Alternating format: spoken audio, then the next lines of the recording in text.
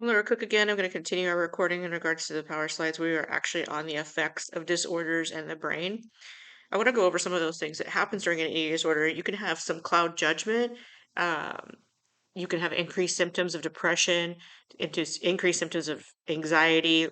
With your low weight, with these eating disorders, you can have some low blood sugar, low blood count, which can lead to some health issues.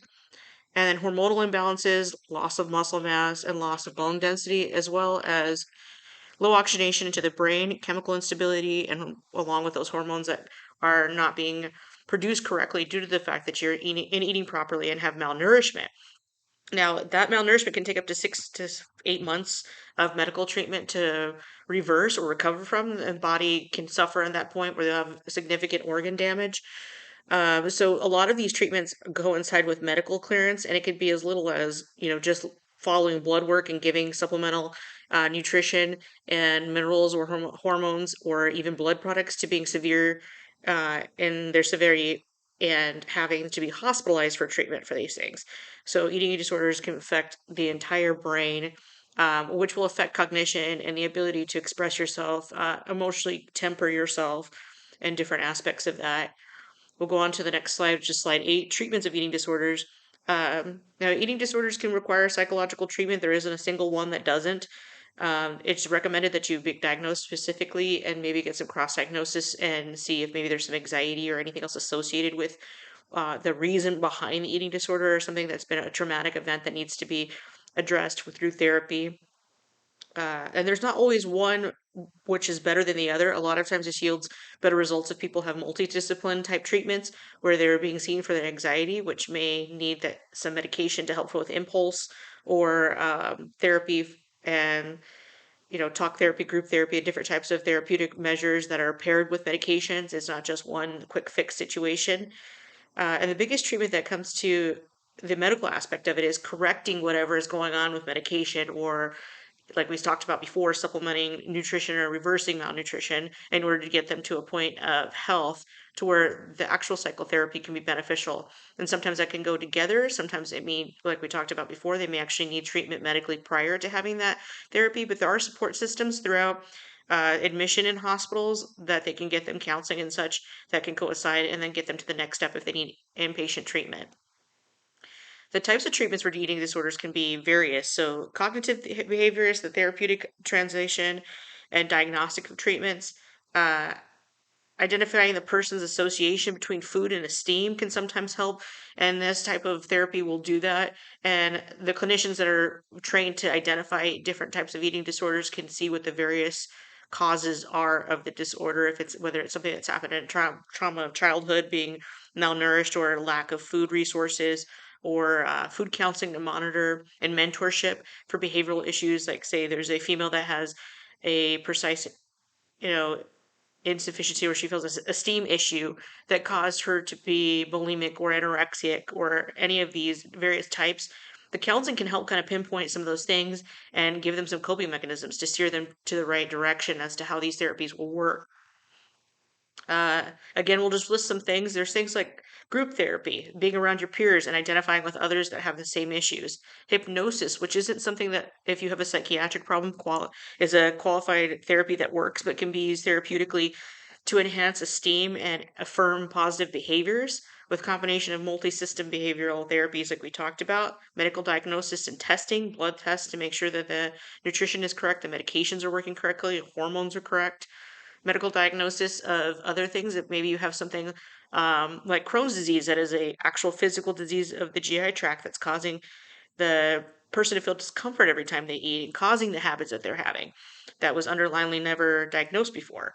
Recovery-based support is very efficient. Basically, it's after you've gotten the right clinical support that you need, having people that are supportive of your treatment afterwards, making sure they don't bring in trigger foods or trigger traumas or developing habits that help avoid things that are uncomfortable emotionally and pinpointing what it is that you'll need after that, as well as nutritional management, finding the ability to balance a nutritional diet and knowing how to cook for themselves, things like education in regards to which foods would be best to steer away from for anxiety or depression, like habits like alcoholism or being able to even socially partake in alcohol without it becoming an issue, if there's underlying problems with alcohol or drugs.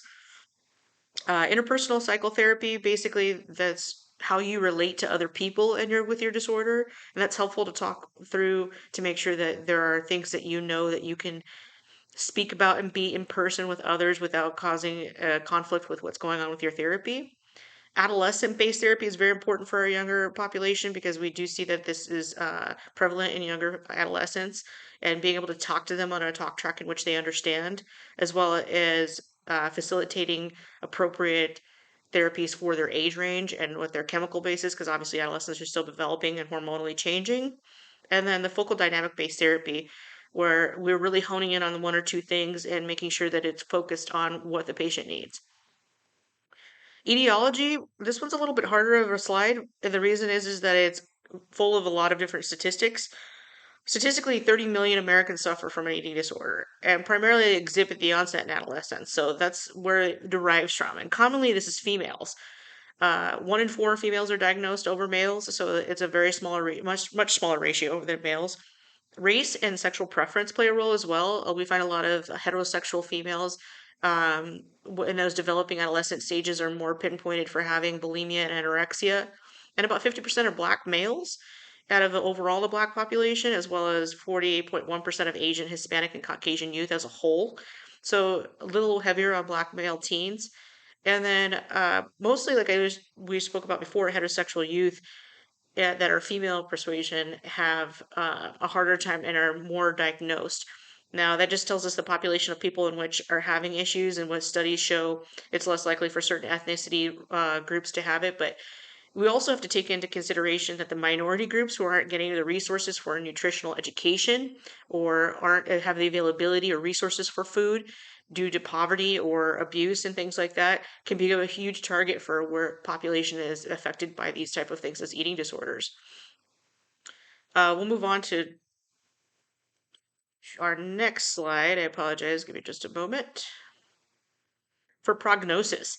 So the outcome of eating disorders can vary based on severity of factors, obviously, but we see that most diagnoses have about a 46% overall are eating disorders that are diagnosed amongst these people, but achieve an actual yield of uh, remission, I apologize, or recovery rather. But it can be a lifelong treatment scenario where patients are actually in treatment and aware and having some sort of support during their lifetime, because it's easy to relapse into these situations due to stress or oncoming conflicts that then occur later on in life that might dredge up some sort of habits that they may have thought that they've recovered from. So knowing those triggers and knowing how to cope with them long term is always good. 20% remain chronically ill, which means like anorexic patients that are forever having to cope with anorexia. About 33% of this condition will improve with treatment in time, but overall, the prognosis is about 20% of people end up having this become something that's lifelong. And the morbidity rates are 10 to 20% that succumb to eating disorder or disease overall. So about 10 to 20% of people don't ever overcome these and cause lifelong disease or problems that then end up to their own demise or death. Sadly, anorexia is a higher one, and morbid obesity that is caused by eating disorder can also cause multi-system problems and cardiovascular disease that causes heart attack and stroke and such on and so forth that will cause a patient to die. And ultimately, every patient who's ever been diagnosed with an eating disorder is at risk for relapse. So the prognosis being a long road should be followed throughout their healthcare and life to make sure that they don't have a relapse, or that if they do, they can get sufficient amount of support. With healthcare, there's multi-system challenges, and this is not only in resource, but also the barriers of availability of treatment and education are often found because there's a stigma around eating disorders. And the most that stigma is that it doesn't affect me, or it doesn't affect my population, or the identifying of the person being able to come to terms with the fact that it's being something that's happening with them.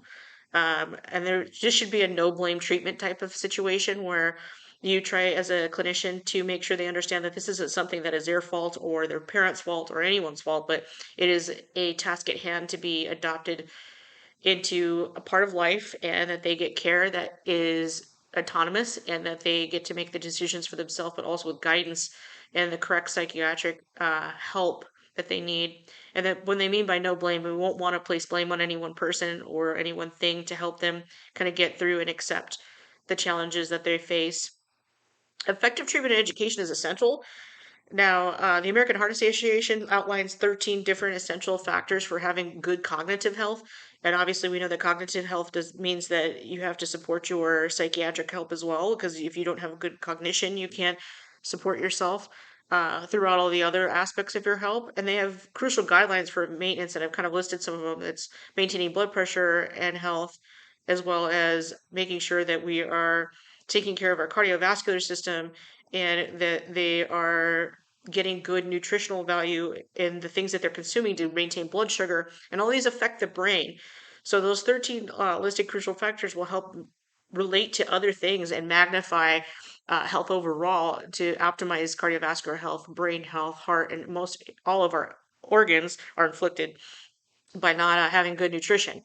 So that is a main goal, is to make sure that overall we take these things and we educate our patients for how essential they are to maintaining health. What healthcare workers can keep in mind is that providers should keep working with patients on their mental health disorder with empathy and compassion, and actively listening to the organization to record information, document the technology, and stay savvy on what the boundaries are and implementations that come up, because obviously healthcare is evolutionary and it changes from place to place.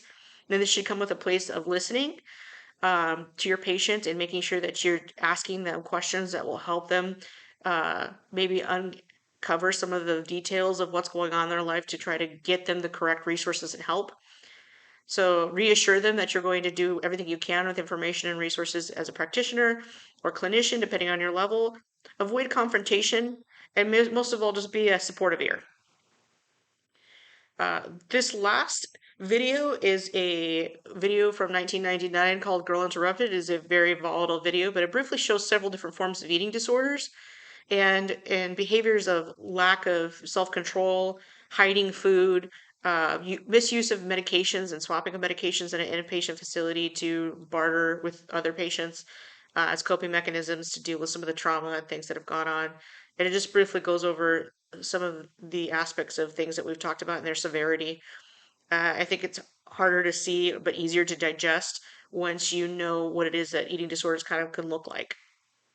Thanks again. I'm Laura Cook, and the last slide is our references.